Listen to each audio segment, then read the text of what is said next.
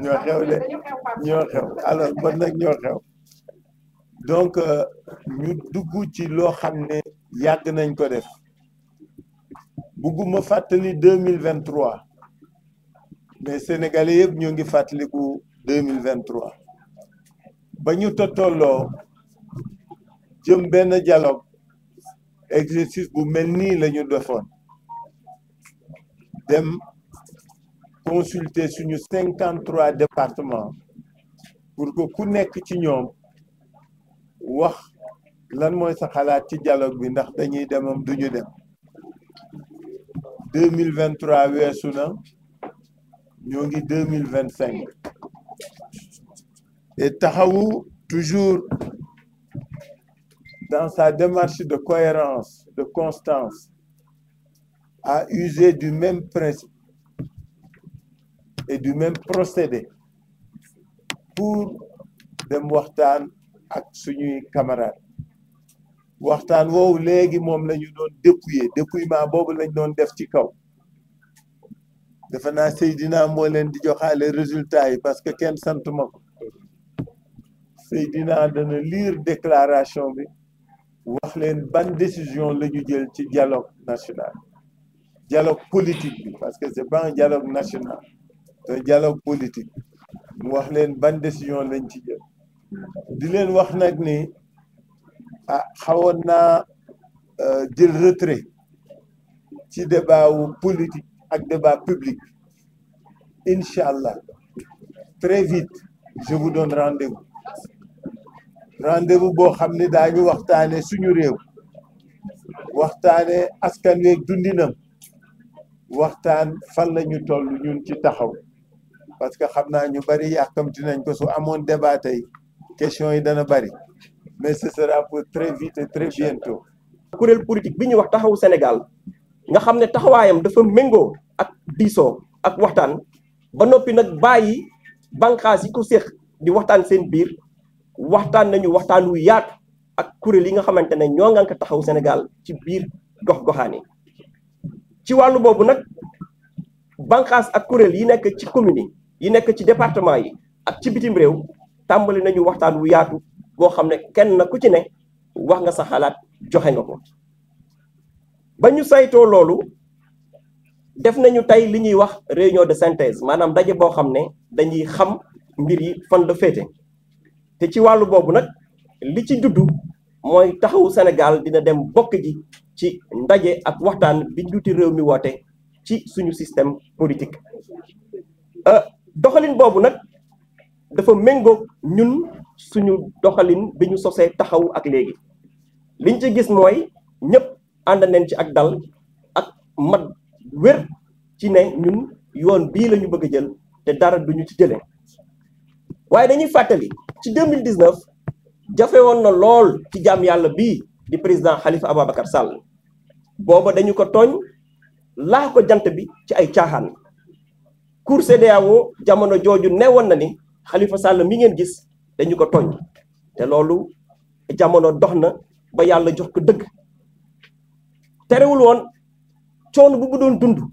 mitit biñ nekkee woon di naxaru xol terew ñu woon dem waxtaani ji ndax loolu ci li tax ñu sos taxawu Sénégal ci la bokk maanaam fépp fu ñuy pencoowe ak waxtaane jëmukaayu réew mi dañ fa war a am cër am fa kàddu ci li gën a gàtt maanaam at yi ñu weesu ci 2023 taxawu Sénégal daj na ci lu mburu dajul ci taal maanaam tuumaal leen ñu sikkal leen ñu xoxatal leen ñu lottal nañ suñu kuréel bi ñu yor waaye loolu yëngaluñu la ñu def mooy demaat waxtaan boo xam ne la mu jur muy ay jongante yu jur jàmm ci réew mi ndax lu dul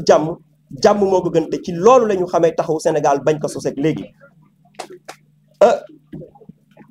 ndogal bi ñu jël nag ànd ak suñuy kuréel ci wàllu politique maanaam yi nga xamante ne ñoo ngànk taxawu Sénégal ci biir gox-goxaan yi jàpp nañu ne dañuy jël njëriñu réew mi féetale ko ci kaw waaye du ñu xool li neex Khalifa Sall def ko déedéet du ñu xool li neex Massamba wala Mademba ñu def ko déedéet waaye dañuy xool njëriñu réew mi ak ëllëgu réew mi yan taxawaay la si taxawu Sénégal war a am ñu ànd ci ak réew mi pour réewum Sénégal nekk réewum jàmm ak réewum naataange ci wàllu boobu nag dañuy leeral ne dem dialogue du baara yëgoo dem dialogue du fa nga riigu woon ci ngëm-ngëm nga koy soppi déedéet dara soppakiwul ci suñu doxalin ci pencoo ci démocratie ak ci dox jàmm pour réew mi comme ni ñu ko waxee suñu jël benn kàddu mën a nekk ci jàmm waaye dañu jàpp ne bu ñu bëggee tabax am réew ci xel lañ koy waxtaane xel mu sell bu ñu bëggee defar ab dëkk ci waxtaan ak pencu ak diisoo foofu la jamono toll loolu la jamono laaj ndax fitna kenn ñaanul yàlla mu judd cim réew moo tax taxawu Sénégal ci njëlbeenu tànkam jàmm lay dox te jàmm lay dox ba incha allah yàlla di ko jox nguurum Sénégal ci wàllu boobu nag dinañu ànd ak suñuy ñoñ lépp luy jafe-jafe bu askan wi di dund ci dundam bëccëg ak bëccëg lu askan wi di dund ci wàllu koom maanaam suñu tissu économique jafe-jafe ya ca ne suñu wàllu yoon maanaam le système judiciaire ak lépp lu làmboog tolof-tolof yu askan wi di daj taxawu Sénégal fas na yéene doon kàddub askan wi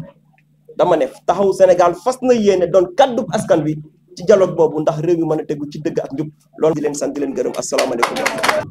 Les structures des communes, des départements et de la diaspora ont engagé un débat démocratique à l'issue duquel elles ont exprimé leur position. Après avoir recueilli les positions des instances de base, Taxawu Sénégal a tenu une réunion de restitution et de synthèse aujourd'hui pour acter sa décision sur l'appel au dialogue national sur le système politique. Ce processus inclusif a donné lieu à une participation large, reflétant la vitalité du fonctionnement interne de notre organisation. Il en ressort que la majorité des structures consultées s'est prononcée de manière claire pour une participation au dialogue. Taxawu Sénégal se félicite de la maturité et de l'esprit de responsabilité qui ont marqué ce processus démocratique. En 2019, dans un contexte empreint de tension, alors même que son leader, M. Khalifa Ababacar Sall, subissait une incarcération injuste et arbitraire, malgré la condamnation de l'État du Sénégal par la Cour de justice de la CEDEAO, Taxawu Sénégal, fidèle à son sens élevé des responsabilités républicaines, avait choisi de participer au dialogue national initié par le président de la République d'alors. Car, dans une démocratie, même en période de crise, le dialogue doit rester la voie de résolution des conflits et le principe pour bâtir un consensus